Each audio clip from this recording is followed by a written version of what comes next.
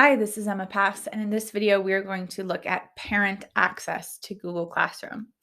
Unfortunately, there is no parent portal into Google Classroom, which would be really nice to have parents kind of have full access to view everything, but not to make any changes on the student's behalf. Maybe someday in the future we'll get that feature, but for now, there are two good options for parents to be able to access their students' work.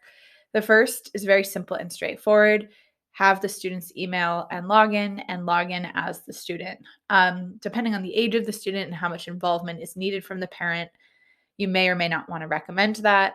Obviously, once this parent is in the account as the student, they have full access to be able to do work and turn it in and make changes. So, kind of use your own discretion based on your student population. The other option is what's called Guardian Summaries.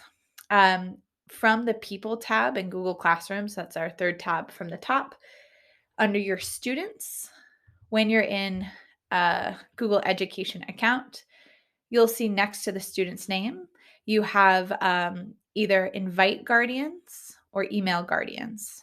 Uh, so if you want your students' guardians to receive these guardian summaries, you have to click this and you'll actually enter their email manually.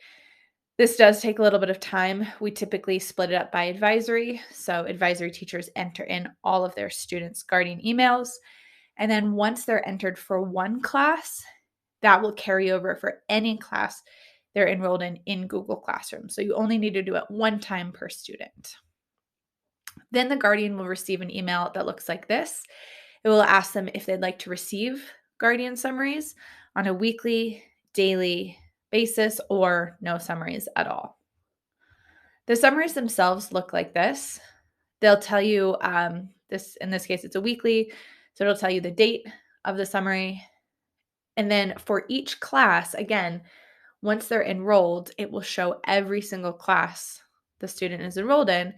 It will show the class, the teacher name, and then any announcements posted on the stream will appear, as well as any assignments due that week or posted for that week.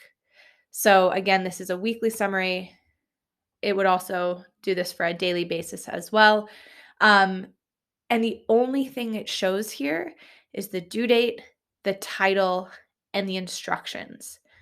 So if you're planning to use guardian summaries, it's important that you and your team are actually using robust instructions so that the guardians understand the expectations from the summary.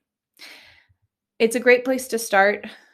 Guardians can check in with their students about, hey, how did your sentence and its parts quiz go? Kind of on a weekly or a daily basis. These can be quite long, especially for secondary students on a weekly basis. So daily summaries might be a little bit more useful depending on the involvement of that guardian. Guardians also tend to really like the Google Classroom app, which I'll look at in another video.